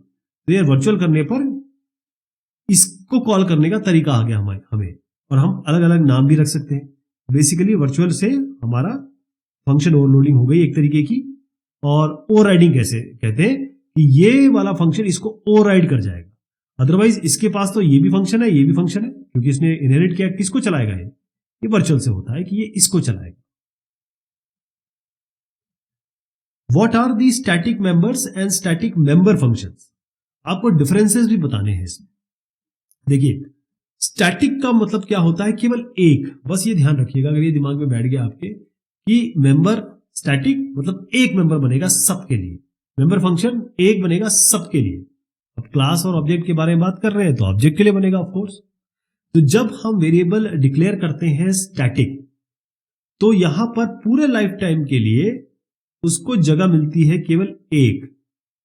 अब आपने कितने भी ऑब्जेक्ट बना दिए, ऑब्जेक्ट 1, ऑब्जेक्ट 2, ऑब्जेक्ट 3, सबके लिए, जैसे obj1, obj2, जब भी ऑब्जेक्ट बनाएंगे आप 1 2 3 सबके लिए एक ही बनेगा ये, ठीक है, वेरिएबल एक ही बनेगा, मतलब एक ही कॉपी बनेगी स्टैटिक मेंबर की, बस ये समझ लीजिए। क्लियर हो गया? इसका मतलब कि सारे के सारे ऑब्जेक्ट एक ही स्टैटिक मेंबर को कॉल करेंगे या एक्सेस करेंगे। मान लीजिए इस ऑब्जेक्ट ने इसकी वैल्यू थी 2, इसने इसको कर दिया 2 + 1 3, तो जब ये एक्सेस करेगा इसको तो इसको 3 मिलेगी, बस ये बात है। स्टैटिक मेंबर फंक्शन क्या है कि ये अगर आपने ऑब्जेक्ट बनाए भी नहीं है, ऐसे मेंबर फंक्शन आपने किसी क्लास का ऑब्जेक्ट बनाया भी नहीं है, तब भी आप स्टैटिक मेंबर फंक्शन को कॉल कर सकते हैं, क्योंकि वो कॉल होते हैं डायरेक्ट क्लास नेम यूज करके, स्कोप रेजोल्यूशन ऑपरेटर का यूज करके। अब इसको और देखिए थोड़ा सा, एक एक करके दोबारा समझिए। मैंने आपको बताया data member, static data member. मैंने आपको क्या बताया कि मेमोरी जो है वो केवल एक बार एलोकेट होगी। जब भी आपने क्लास लोड किया या फिर कहें कि आपने जैसी प्रोग्राम बनाया, तो कितने भी ऑब्जेक्ट आप क्रिएट करें, मैं कह रहा हूं आप 1 करोड़ ऑब्जेक्ट क्रिएट कर लें, उसको ये अगर अपने स्टैटिक वेरिएबल डिफाइन किया हुआ है, उसको एक ही जगह मिलेगी। यानी क्लास वेरिएबल केवल कॉमन वैल्यू रखता है। इसको लिखेंगे कैसे? अगर इसको बनाना हो तो आप कैसे करेंगे? ऐसे लिखेंगे, स्टैटिक, प्रोग्राम के अंदर बता रहा हूं, ऐसे लिखेंगे स्टैटिक, और मान लीजिए इंटीजर बनाना चाहते हैं आप, और यहां कुछ भी नाम दे दीजिए, जैसे ए, ये दे दीजिए, बस उसके आगे स्टैटिक लगाना पड़ेगा आपको। अच्छा, ये जो वेरिएबल है, जो स्टैटिक मेंबर्स बनाएंगे, उनको डायरेक्ट आप क्लास नेम से कॉल कर सकते हैं। जैसे आपका क्लास नेम कुछ भी, मान लीजिए CN कर देता हूं, डॉट करके आप ये ए कॉल कर सकते हैं। इसको हम, ये जो स्टैटिक डेटा मेंबर्स हैं, इसको हम क्लास लेवल डेटा मेंबर्स भी कहते हैं, क्लास लेवल डेटा मेंबर्स। अब आइए आप स्टैटिक फंक्शंस पे, स्टैटिक मेथड पे। ये जो स्टैटिक मेथड है, इसको मैं क्लियर कर देता हूं। स्टैटिक मेथड है, अगर हमको केवल एक बार काम करना है, कोई बार बार नहीं करना है, तो वहां पर स्टैटिक मेथड यूज करते हैं। जैसे आपको फाइल ओपन करनी है, जैसे कोई DBMS डेटाबेस मैनेजमेंट सिस्टम से आपको कनेक्शन स्थापित करना है, तो वहां पर हम क्या यूज करेंगे? Static methods. और हमेशा ध्यान रखिए, जो फंक्शन बनेगा उसमें आप स्टैटिक का यूज करेंगे, स्टैटिक रखेंगे, और चाहिए तो इंट कर दीजिए, वॉइड कर दीजिए, जो भी आपको करना है। और मैं फंक्शन का नाम लिख देता हूं FUN, पैरामीटर्स जो भी है यहां पर होंगे, और यहां पर आपके स्टेटमेंट्स आएंगे। तो ये आप स्टैटिक बनाना है। हर एक स्टैटिक मेंबर ये कैसे कॉल होगा? ये क्लास नेम से कॉल होगा। जैसे मान लीजिए क्लास नेम CN है, तो CN डॉट आप ये FUN कॉल करेंगे। क्लियर हो गया? ध्यान रखिएगा, जो इसका रिजल्ट आएगा, इस फंक्शन का जो भी रिजल्ट आएगा, वो जितने भी ऑब्जेक्ट होंगे, OBJ1 OBJ2 जितने भी बना लीजिए, वो सब इसके रिजल्ट को शेयर करेंगे, सब शेयर करेंगे एक साथ।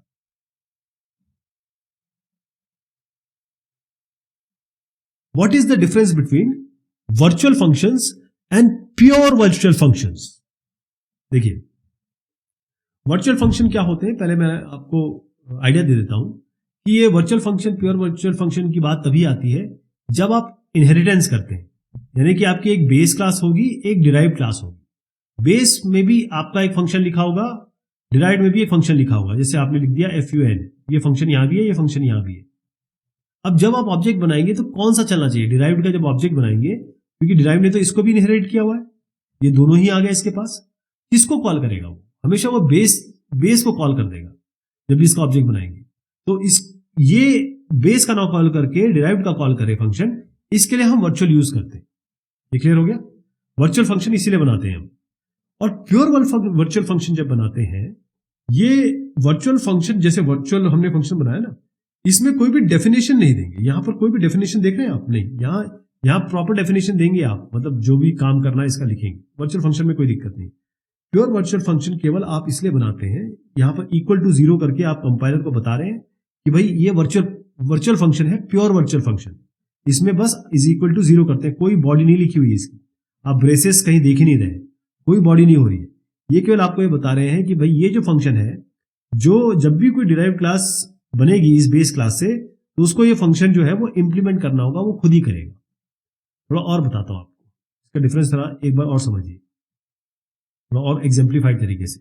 जो वर्चुअल फंक्शन होते हैं, ये मेंबर फंक्शन होते हैं बेस क्लास के, जिसको हम डिराइव्ड क्लास में रीडिफाइन करते हैं, राइट? प्योर वर्चुअल फंक्शन जो है वो मेंबर है किसके, बेस क्लास के। यहां पर केवल डिक्लेरेशन है, कोई भी डेफिनेशन नहीं है, मतलब केवल आप यहां पर एक लाइन देख रहे हैं, इसके नीचे कोई ये क्या करता है वो नहीं लिखा हुआ है। जब भी कोई डिराइव्ड क्लास बनेगी वो इसको, इस फंक्शन को इंप्लीमेंट करेगी, इस फंक्शन को लिखेगी, ठीक है। इसका मतलब ये है कि ये आपको डिराइव्ड क्लास में बनाना पड़ेगा इसको, पहली चीज। दूसरी चीज, जो क्लासेस हैं, जिस भी क्लास में ये वर्चुअल फंक्शन होंगे, ऐसा नहीं कि क्लास अपने जो एब्स्ट्रैक्ट बन जाएगी, लेकिन जो बेस क्लास जिसके अंदर वर्चुअल फंक्शन होंगे वो अपने आप एब्स्ट्रैक्ट क्लास बन जाएगी। एब्स्ट्रैक्ट क्लास का मतलब ये है कि इसके अंदर कुछ भी, कोई भी फंक्शन दिए होंगे वो डिराइव्ड क्लास उसको इंप्लीमेंट करेगा, यहां कोई भी इंप्लीमेंटेशन नहीं होगा। लिखते कैसे हैं देखिए, दोबारा देख लीजिए। जो वर्चुअल फंक्शन है उसमें वर्चुअल लिखते हैं, आप रिटर्न टाइप देंगे और उसके बाद फंक्शन का नाम लिखेंगे। यहां पर आपको क्या करना है, वर्चुअल लिखना है, वॉइड देना है या जो भी फंक्शन का टाइप होगा, और यह फंक्शन का नाम इक्वल टू 0 करेंगे, बस इतना ही करना है इसमें। डेफिनेशन बेस क्लास में होती है, इसकी डेफिनेशन जो होती है यहां नहीं होती है, इसके डिराइव्ड क्लास में होगी। अच्छा, ये भी हो सकता है, एक और चीज है इसमें, ये भी हो सकता है कि अगर आपने इसकी बेस क्लास बनाई तो हो सकता है इसको आप इसकी डेफिनेशन दे ही ना, छोड़ सकते हैं आप, कोई दिक्कत नहीं। अगर वर्चुअल फंक्शन है, अगर प्योर वर्चुअल फंक्शन है तो आपको देना ही पड़ेगा इसकी डेफिनेशन, राइट। हर जितने भी डिराइव्ड क्लास है उसको इसको रीडिफाइन करना पड़ेगा प्योर वर्चुअल फंक्शन को, अदरवाइज जो डिराइव्ड क्लास है वो भी आपकी एब्स्ट्रैक्ट बन जाएगी। अगर इसने इसका इंप्लीमेंटेशन नहीं दिया तो अपने आप जो डिराइव्ड क्लास है वो भी यही बन जाएगी, एब्स्ट्रैक्ट बन जाएगी।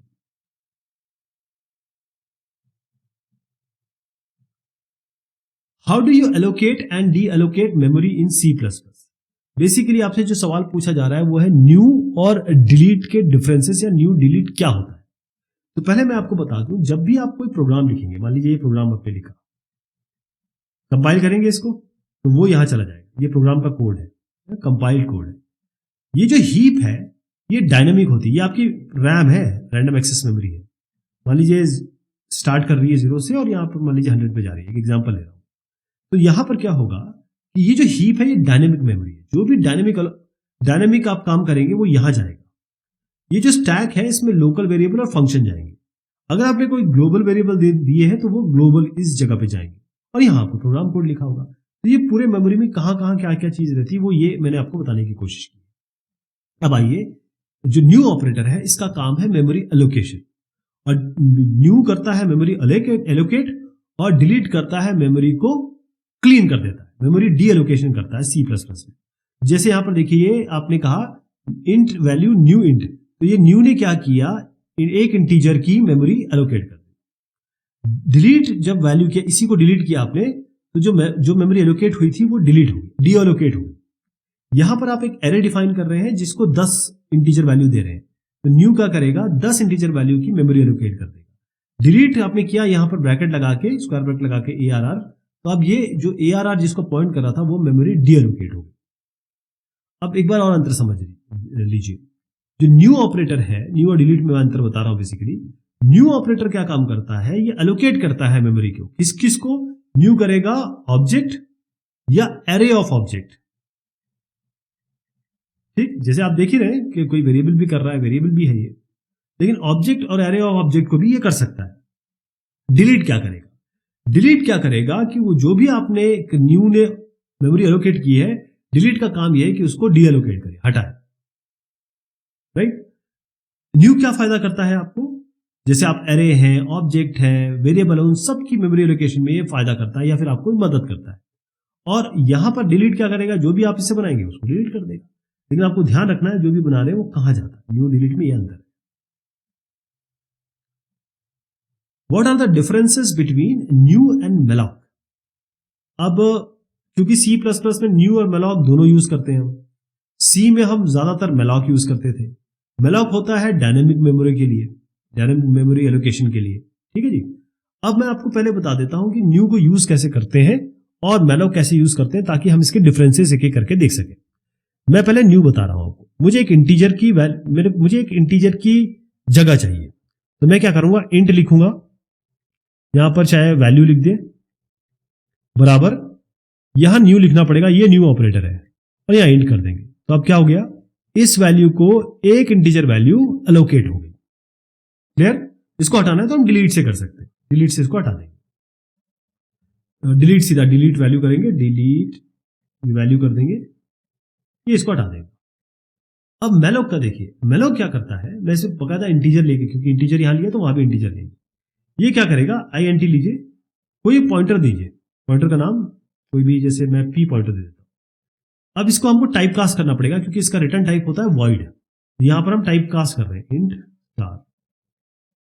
मैलोक मैलोक हो गया, मैंने जैसे कहा मैलोक जो है वो रिटर्न टाइप इसका क्या होता है, वॉइड होता है, इसलिए मैंने इसको बकायदा टाइप कास्ट किया है। यहां पर मैं चाहता हूं कि 5 या 10 इंटीजर साइज लोकेट हो जाए।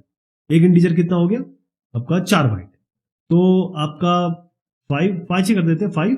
यहां पर आपको देना होगा, मैं यहां नीचे लिख रहा हूं, ठीक है, ये पूरी चीज यहां लिख रहा हूं 5, यहां देना होगा आपको साइज ऑफ, यहां इंटीजर होता है 4 बाइट का, तो कितना हो गया 4 × 5, 5 बाइट का लोकेशन हो जाएगा, ठीक है, डायनेमिकली होगा, इसलिए ये जाके हीप में होगा। ये क्लियर हो गया, इस तरीके से करना होता है। अब इसमें मैं आपको एक एक करके अंतर बताता हूं। देखिए, सबसे पहला अंतर जो है न्यू और मैलॉक में, जो आपको मैंने बता भी दिया है, न्यू जो है वो एक ऑपरेटर है C++ का, मैलॉक एक फंक्शन है। जब भी किसी भी इसके सामने, नाम के सामने मैलॉक राउंड ब्रैकेट आ जाए, इसका मतलब ये फंक्शन है, ये आपका ऑपरेटर है। पहला अंतर ये है, मैलॉक आपका फंक्शन है, न्यू ऑपरेटर है। जब भी आप न्यू कॉल करते हैं, ये अपने आप कंस्ट्रक्टर को कॉल कर देगा, ध्यान रखिएगा, हमेशा न्यू पे कंस्ट्रक्टर कॉल हो जाता है। मैलॉक ऐसा कुछ नहीं करता, ये तो फंक्शन है, मैलॉक कोई भी कंस्ट्रक्टर को कॉल नहीं करता। इसके बाद आपको जब यहां पर मैंने असाइन किया, तो आपने देखा कोई मेमोरी कुछ हमने दिया उसको, 4 या 2 कुछ दिया, कुछ भी नहीं दिया, अभी जो मैंने आपको बताया था। लेकिन जब हम यहां कर रहे थे तो हमने साइज ऑफ दिया था, याद है आपको, साइज ऑफ इंट। तो मैलॉक चाहता है कि उसको आप बताइए कितनी मेमोरी है, आपको स्पेसिफिकली बताना पड़ेगा, मैलॉक तभी काम करेगा। जो न्यू ऑपरेटर है इसको आप ओवरलोड कर सकते हैं, मैलॉक क्योंकि फंक्शन है और ये काम अलग करता है, इसलिए इसको कभी भी आप इसको ओवरलोड नहीं कर सकते। कुछ और अंतर समझ लीजिए एक बार और, ये फंक्शन है, मैलॉक फंक्शन है, न्यू ऑपरेटर है।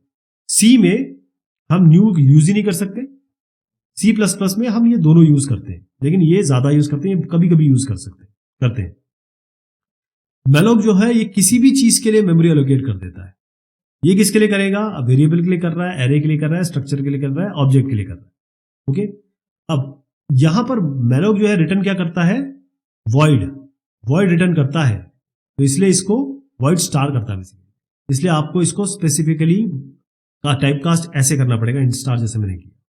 यहां पर कोई टाइप कास्टिंग की जरूरत नहीं है, अभी हमने दिया ही नहीं कुछ भी। अगर मान लीजिए आउट ऑफ मेमोरी हो जाता है मैलॉक, अगर ये जगह असाइन करना चाह रहा है और जगह है ही नहीं, तो ये आपको रिटर्न करेगा यहां पर नल। क्या रिटर्न करेगा, नल। और न्यू क्या करेगा, अगर आप न्यू से डायनेमिकली मेमोरी एलोकेट करना चाह रहे हैं और वो जगह है ही नहीं, तो ये आपको एक्सेप्शन थ्रो करेगा, वो कैच करना पड़ेगा आपको। डीएलोकेशन कैसे होगा मैलॉक का, इसके लिए हम यूज करते हैं फ्री, और इसके लिए क्या करते हैं, अभी आप देख रहे हैं डिलीट, डीएलोकेशन के लिए।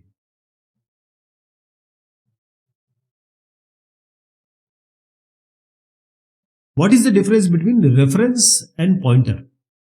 देखिए, पॉइंटर क्या करेगा, ये पॉइंटर हमेशा एड्रेस स्टोर करता है किसी वेरिएबल का। जैसे हमने यहां पर इंट a बराबर 5 बनाया और पॉइंटर से इसको पॉइंट किया, *p int, तो ये क्या करेगा पॉइंटर, ये इस a का एड्रेस स्टोर कर लेगा। पॉइंटर जहां भी होगा ना, वो इसका एड्रेस स्टोर कर लेगा। ये क्लियर हो गया, मतलब it points to the memory location of a, जो a की मेमोरी लोकेशन होगी, a जहां स्टोर है उसकी मेमोरी लोकेशन को पॉइंट कर रहा है। रेफरेंस क्या होता है, जब भी हम रेफरेंस क्रिएट कर रहे होते हैं, जैसे हमने यहां किया इंट a बराबर 5, और अभी मैंने रेफरेंस क्रिएट कर दिया इस a का, तो किया क्या, इसका एलियास बना दिया, इसका दूसरा नाम बना दिया, बस दूसरी मेमोरी से। मतलब ये भी यहां पर भी आपका 5 है, यहां पर भी आपका 5 है। ओके, बस इसका आपने ये समझ लीजिए कि 2 मेमोरी लोकेशन होगी। मैं फिर से बता देता हूं, जब हम रेफरेंस कर रहे होते हैं तो एक्चुअली क्या कर रहे हैं हम, इसका एक जैसे a है तो इसका हमने b नाम बना दिया, बस b नाम बना दिया, और b कैसे आया, ये m% a करके आ गया, यानी कि इसका रेफरेंस हमने यहां पास कर दिया। यहां 5 है तो यहां भी 5 है, दोनों एक को नहीं पॉइंट कर रहे हैं। और पॉइंटर क्या करता है, इसका एड्रेस रखता है। अब आप एक एक करके अंतर समझिए।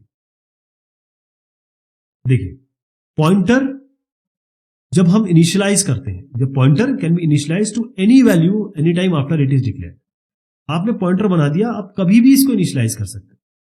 लेकिन रेफरेंस अगर आपने बनाया है, जैसे यहां पर देखिए ये M% रेफरेंस बनाया है, तो इसको उसी समय असाइन करना पड़ेगा। जैसे अगर आपने इंट a बराबर 5 दिया है, तो उसी समय a को इस रेफरेंस को देना पड़ेगा। ये आप कभी भी कर सकते हैं, ये आपको उसी समय देना पड़ेगा। पॉइंटर आप नल दे सकते हैं, कोई दिक्कत नहीं है। रेफरेंसेस कभी भी नल नहीं हो सकते, क्योंकि रेफरेंस तो इसका एलियास है, इसका दूसरा नाम है। जो आपने किया है यहां पर, इसका ये दूसरा नाम है। पॉइंटर को डेरेफरेंस करने के लिए आपको ये स्टार लगाना पड़ता है, लेकिन आपने देखा रेफरेंस के लिए हमने कोई स्टार वगैरह लगाया, कुछ नहीं लगाया।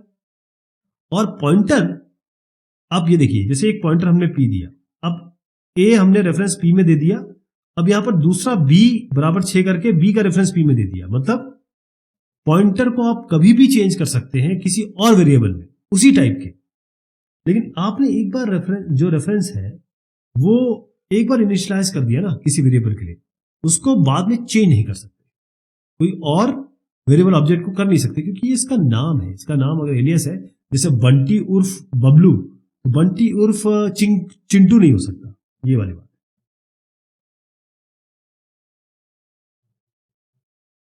What is vector in C++? तो वेक्टर आपकी एक जगह है, एक कंटेनर है। आप इसको डायनामिक एरे मान सकते हैं, एक एरे जो बढ़ता घटता है, जो अपने आप अपनी साइज को बढ़ा देगा और घटा देगा। बस वेक्टर ये होता है C++ में, ध्यान रहेगा। देखिए, जो ये अलग अलग कंटेनर्स हैं, तो ये सीक्वेंस ऑफ कंटेनर हो गया वेक्टर, जिसमें आप एलिमेंट रख रहे हैं। जो वेक्टर है बेसिकली वो टेम्पलेट होती है C++ में, एक टेम्पलेट क्लास होती है। और ये तब हम यूज करते हैं जब हमको पता नहीं कि कितने इसमें एलिमेंट आएंगे, 10 आएंगे, 2 आएंगे, 5 आएंगे। तो जब ये हमको इसकी डायनेमिसिटी पता नहीं होती है, तब हम वेक्टर को यूज करते हैं। सिंटेक्स कैसे होगा अभी मैं बता देता हूं, वो बहुत आसान सिंटेक्स है। वेक्टर, यहां पर type, variable, number of elements. देखिए, जैसे यहां वेक्टर आ गया, टाइप हो गया इंटीजर, वेरिएबल का नाम हो गया रूम्स, और यहां पर आ गया 9, है ना। ये जरूरी नहीं है, क्यों? ये अभी आपको एग्जांपल से बताता हूं। यहां पर एक एग्जांपल लिखा हुआ है, यहां हमने वेक्टर दिया, ये स्ट्रिंग टाइप, जैसे मैंने अभी आपको बताया, और ये एंगल ब्रैकेट में है, और हमने इस वेक्टर का नाम दे दिया वेक्टर 1। अब हमने वेक्टर 1 में पुश बैक किया, यानी कि अब हमारे पास ये वेक्टर बना, इसमें हमने पुश कर दिया पहली चीज में सैंपल कोड में, छोटे छोटे लिख रहा हूं, SC लिख दे रहा हूं। फिर आपने वेक्टर 1 में पुश बैक किया चेंज एग्जाम्पल, तो अगले वाले में एक स्ट्रिंग आ गई चेंज एग्जाम्पल। बस 2 है, 2 बन गया। आपको ना तो पहले कुछ डिफाइन करना पड़ा, ना जगह देनी पड़ी, 2 बन गया। अब इस इटरेटर को यूज करके आप बिगिन से शुरू करिए, यहां से बिगिन से, ये बिगिन है, ये आपका एंड है, और इसको इटरेटर से सी आउट करा दीजिए। तो ये स्टार आई से प्रिंट कराएंगे, क्योंकि इटरेटर आई है, तो पहली बार में ये प्रिंट हो जाएगा, दूसरी बार में ये प्रिंट हो जाएगा। ऐसे जितने भी देंगे, अपने डायनेमिक की वेक्टर बढ़ता रहेगा, उतना आप प्रिंट करा दीजिए, या फिर जो भी उसके साथ करना है आपको वो कर सकते हैं। What is visual C++? अब इसके साथ एक सवाल और पूछा जाता है, माइक्रोसॉफ्ट विजुअल स्टूडियो क्या है? देखिए, विजुअल C++ आप यहां पर पहले आपको दिखाऊं मैं, आप अगर अपने प्रोग्राम में जाएंगे ना, आप अगर विंडोज यूज करते हैं, तो आपके कई प्रोग्राम, जब आप एकदम से नई विंडोज डालेंगे, तो कई बार कई प्रोग्राम नहीं चलते। वो कहता है रीडिस्ट्रीब्यूटेबल चीज डालिए आप। अब ये जो रीडिस्ट्रीब्यूटेबल चीज होती है, कैसे डालेंगे आप? ये बेसिकली माइक्रोसॉफ्ट विजुअल C++ के अलग अलग कंटेंट है, जो आपके प्रोग्राम को फैसिलिटेट करते हैं। क्लियर है? लेकिन मैं आपको विजुअल C++ बता रहा हूं। जो माइक्रोसॉफ्ट विजुअल C++ है, वो कंपाइलर है C के लिए, C++ के लिए, CX प्रोग्रामिंग लैंग्वेज के लिए। और ये किसके द्वारा है? माइक्रोसॉफ्ट द्वारा। तो जो Microsoft MSVC, Microsoft visual C++ जो आप यहां भी देख रहे हैं, ये प्रोप्राइटरी है, यानी माइक्रोसॉफ्ट द्वारा ओन है। पहले इसको अलग से बनाया गया था स्टैंड अलोन, लेकिन अब ये विजुअल स्टूडियो का पार्ट बन गया है। जो आप यहां देख रहे हैं, ये विजुअल स्टूडियो है, उसका मैंने एक पिक्चर लगाया है। ये माइक्रोसॉफ्ट MSVC अब विजुअल स्टूडियो का पार्ट है, और ये आपको, क्योंकि वो 1 महीने के लिए फ्री भी देते हैं, वो भी मिलता है, आप खरीद भी सकते हैं इसको। अच्छा, Microsoft Visual C plus plus क्या है? ये है आपका IDE, इंटीग्रेटेड डेवलपमेंट एनवायरनमेंट। ये होता है जिसमें आप लिख भी सकते हैं, आप इसमें कंपाइल भी कर सकते हैं, रन भी कर सकते हैं, डिबग भी कर सकते हैं, कई बार आप इसकी थोड़ी बहुत टेस्टिंग भी कर सकते हैं। तो ये इसमें विंडोज एप्लीकेशन बना सकते हैं, सी में बनाए, सी प्लस प्लस में बनाए, CLI कमांड लाइन जो है वो बना सकते हैं, बल्कि एप्स वगैरह भी बना सकते हैं। थोड़ा और बताता हूँ आपको। देखिए, जो माइक्रोसॉफ्ट विजुअल स्टूडियो है, जैसे मैंने बताया, ये माइक्रोसॉफ्ट द्वारा आपका इंटीग्रेटेड डेवलपमेंट एनवायरनमेंट है। इसमें कंप्यूटर प्रोग्राम के अलावा वेबसाइट भी बना सकते हैं, वेब ऐप भी बना सकते हैं, मोबाइल ऐप भी बना सकते हैं, वेब सर्विसेज भी बना सकते हैं, ये सारी चीजें बना सकते हैं।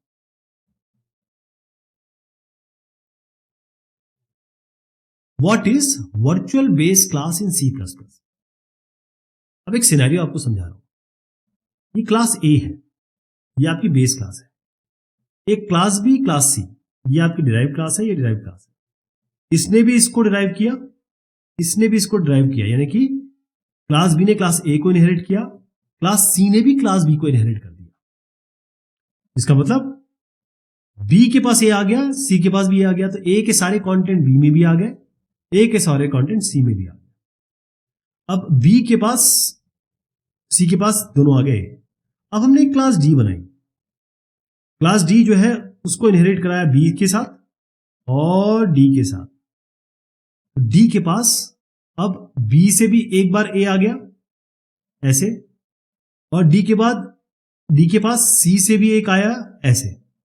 तो D के पास 2 A हो गए, D के पास 2 हो गए, एक B से चलाया, एक C से चलाया।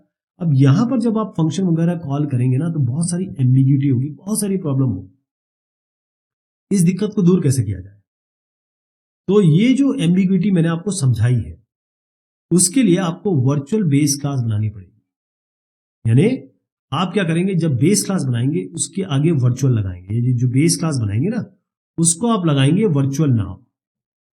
इससे क्या होगा, जब क्लास B इनहेरिट कर रहा है A को, तो वर्चुअल लिखेंगे। जब क्लास C कर रहा है इसको, तो वर्चुअल लिखेंगे।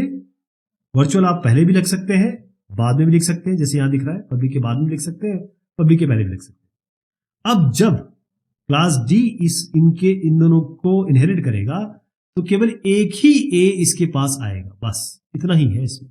मतलब इसके जो कंटेंट है वो मल्टीपल टाइम्स ना आके एक ही बार आएगा, इसीलिए वर्चुअल बेस क्लास बनाते हैं। What are memory leaks and how it is handled? Memory leak का सीधा कॉन्सेप्ट ये है कि आपने मेमोरी अलोकेट की और डी अलोकेट नहीं किया, इतना ही है। यहां पर देखिएगा आप कि मेमोरी लीक कैसे कैसे हो रही है, अलग अलग इंस्टेंसेस बताए गए। बस आप ये समझ लीजिए कि आपने मेमोरी अलोकेट की, इसको कहीं और पॉइंट करा दिया या इसको कहीं कॉपी कर दिया तो एक दूसरा बन गया, और आपने इसको तो हटा दिया, इसको छोड़ दिया। मेमोरी लीक्स का मतलब समझिए, मेमोरी लीक C++ में जब होता है जब प्रोग्रामर एलोकेट तो करता है मेमोरी को न्यू ऑपरेटर यूज करके, न्यू कीवर्ड यूज करके, लेकिन डीएलोकेट नहीं करता, उसको डिलीट यूज करके, डिलीट यूज ही नहीं करता। ये प्रॉब्लम हो जाती है। तो मेमोरी लीक जब होगा ना, तो आप देखेंगे धीरे धीरे सिस्टम का डिटोरिएशन होगा परफॉर्मेंस का, क्योंकि ये मेमोरी लीक है, ये मेमोरी अनयूज्ड है, लेकिन फिर भी है। ओके, तो इसके साथ कंप्यूटर जो होगा या जो रैम होगी ना, इसमें जगह ये मेमोरी भरती चली जा रही है, क्योंकि डिलीट नहीं कर रहे आप। और उसके बाद धीरे धीरे आपका सिस्टम का परफॉर्मेंस, आपके प्रोग्राम का परफॉर्मेंस कम हो जाए, वो आप खुद ही फील करेंगे। तो अगर आपको मेमोरी लीक अवॉइड करना है, तो मेमोरी एलोकेटेड जो भी हीप में है, जो जिसे हम कहते हैं हीप में हमेशा डायनेमिक मेमोरी एलोकेशन होता है, जो भी हीप में आपने किया है उसको आपको फ्री करना पड़ेगा। अब आपको मैं कोड दिखाता हूं, जो बेहतरीन कोड बना है जिसमें मेमोरी लीक नहीं है। देखिए, यहां पर आपने एक मैलॉक से डायनेमिक मेमोरी एलोकेशन किया हीप में। जैसे ही हम यहां पर गए इफ के अंदर, हमने अपने आप इसको फ्री किया। जब एल्स में गए तब भी फ्री किया। कहने का मतलब, अगर हम यहां न्यू से करते, यहां डिलीट कर देते, न्यू से करते तो यहां डिलीट कर देते, तो कितना बेहतरीन तरीका हो गया। इसी तरीके से आप मेमोरी लीक हटाएंगे। चलिए साहब, ये बात हो गई डिस्कशन की, बहुत शुक्रिया।